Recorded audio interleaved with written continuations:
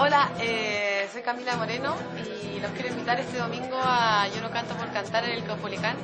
Y también los quiero visitar, a ver si algo les pasa, para que participen en las movilizaciones hoy día, tanto estudiantiles como sociales, que se informen y ojalá que puedan entender que esto tiene que ver con todos, no solamente con algunos. Tiene que ver conmigo, tiene que ver con lo que nos está pasando como seres humanos, como país, como planeta. Así que anímense, empápense, arrójense. I want to ask Naomi about building that different future. And in your nation story, you argue that how we respond to climate change is fundamentally an economic issue. It's not just an environmental one.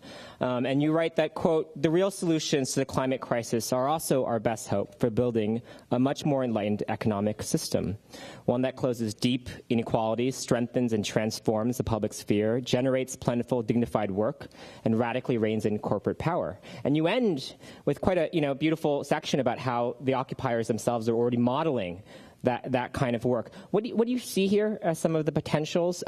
Because it's one thing, we were discussing this the other day, it's one thing to sort of stop something or to overthrow a dictator. It's quite another to build an alternative to neoliberal capitalism, also one that's going to be a solution to climate change. So what do you see here as the tools to build, right, this new economy and new society? Okay. I will answer that question. But first I just want to say how wonderful it is to be here and just what a fantastic panel this has been so far. There's such just incredible richness of experience here, and for me there's a real mix of emotions in it. I mean, it's so incredible to hear Michael Morse say he's never seen anything like this in his lifetime, or to have Bill Grider draw these parallels with transformative movements of the past. But at the same time, I don't know if you feel this too, it's also frightening, because it underlines the awesome responsibility of this political moment, that this is the no kidding around moment. So much is riding on it, and we have to succeed. And that is thrilling as well as terrifying, but I think these are wonderful emotions. I think we are winning. We are starting to win, and I feel that particularly keenly today. And this relates to Richard's question about climate change, because I've been processing this. This thing that's happened, and I don't quite recognize it. It's a strange feeling for me. But we actually won something today, and I'm really not used to that. Just a few hours ago, the White House announced that it is going to have a new environmental review for the Keystone XL pipeline.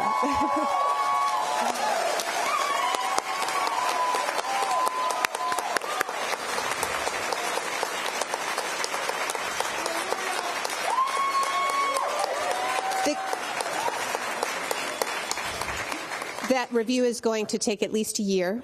And the company that wants to build the Keystone XL pipeline, TransCanada, has said that it can't handle another delay, that their investors will lose faith. Investors don't like economic uncertainty. And they've already dealt with a lot. The review is going to be looking at rerouting the pipeline around the Ogallala Aquifer. And TransCanada has also said that they can't reroute it around the aquifer and still have this project be economically feasible.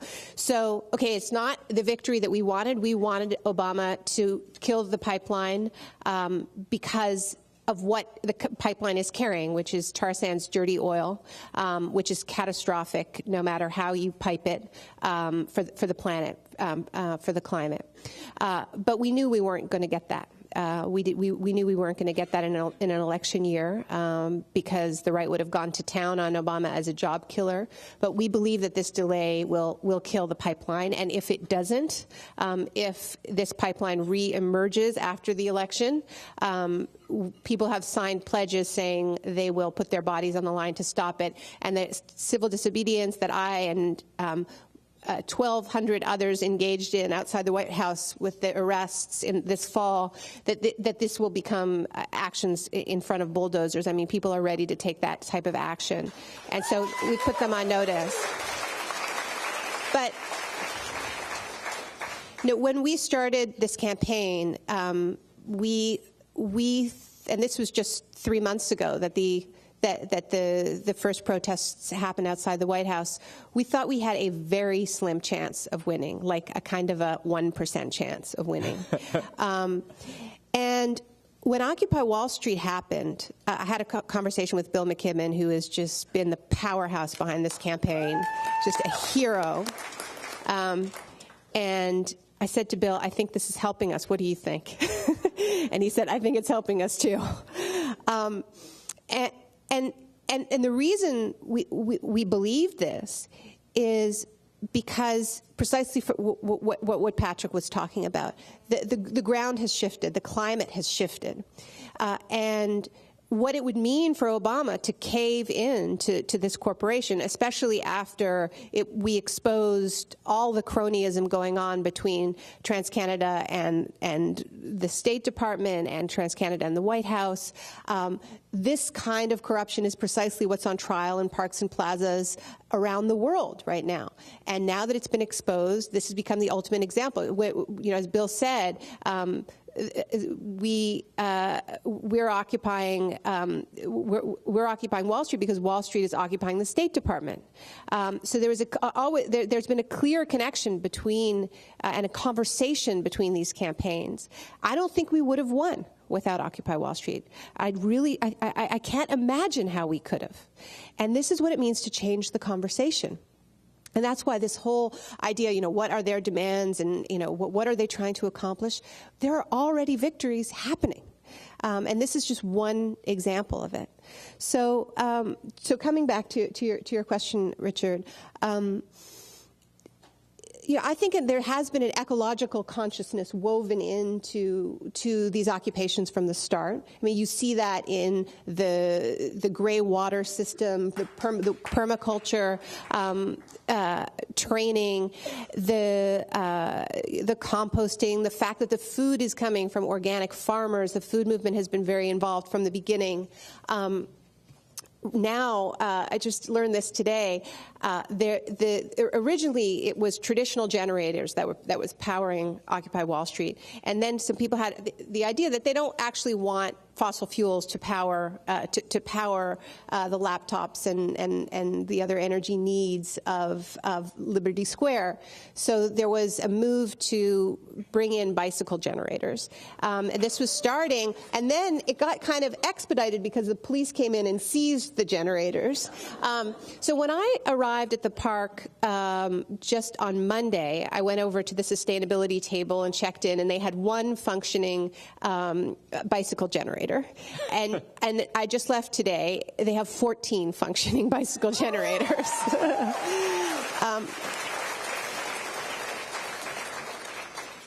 What's even more exciting is the way in which, I mean, one of the things, you know, I always compare this moment to Seattle, and you know, this was the last time we were putting corporate capitalism on trial. And as we know, September 11th kind of wiped that movement off the map in this country. And the anti-corporate movement went dormant after 9/11. And we started fighting wars and torture and the whole Bush agenda.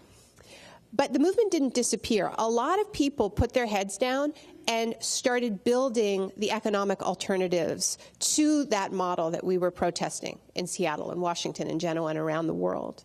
And so we've seen the explosion of farmers markets. We've seen the explosion of community-supported agriculture. We've also seen a lot of cities and towns seriously try to relocalize their economies so that they were not dependent on a single corporation that could just pull out and do to Flint, Michigan what Michael documented.